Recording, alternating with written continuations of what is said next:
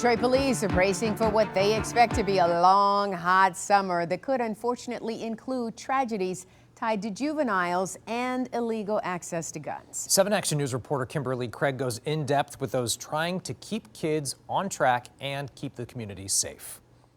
Left-hand turn southbound up into the front yard. Looks like doors open. Looks like he might be jumping out. They're juveniles on the run trying to get away from Detroit and Michigan State Police.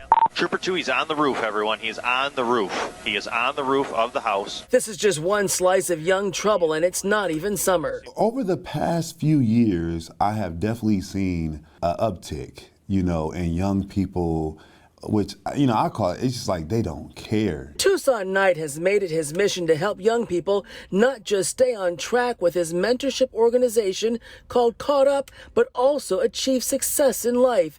Then there's his work with Ceasefire Detroit, helping guide those who have become involved in gun violence. A lot of them are carrying guns. That's probably one of the biggest calls I get, like, this kid had a gun, or this kid. I'm like, wow. And my first question, where are they getting these weapons from? A lot of weapons, guns and knives, and where are they getting it from? And who's giving it to them? And, why do they have these weapons? Why doesn't the court ask, why do you have this weapon?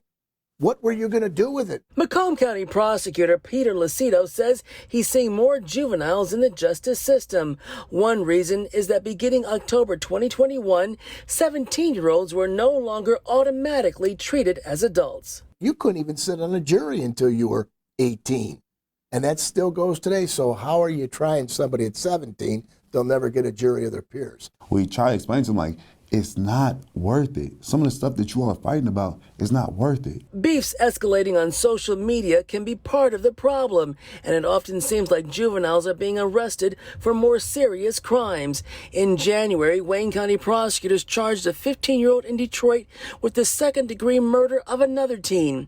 In February, another 15-year-old and a 17-year-old were charged with felony murder. People are so irrational these days, even adults I'm seeing. It's like they're so irrational, and then they have a gun. So, of course, it's just leading out to young people, and they're irrational with weapons, and we're starting to see what's happening. In Detroit over the last few years, an increasing number of juveniles have been arrested on felonies. And so far this year, preliminary data shows 176 juveniles have been locked up on felony cases.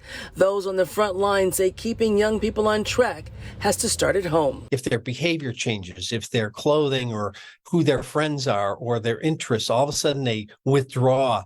It could be something's going on with them. It could be some kind of drug situation. It could be bullying. It could be depression. Whatever it is, you got to get involved instantly. It's troubling, but it's disturbing that we have parents that are supposed to do the supervision of their children. Why have children if you're not going to supervise their children? And they learn from their mother and father. They learn from their family. And one of the things I see right now is that kids are not held accountable by the parents that are there. And then, of course, someone will hold them accountable. So hopefully it starts in the home. Kimberly Craig, 7 Action News.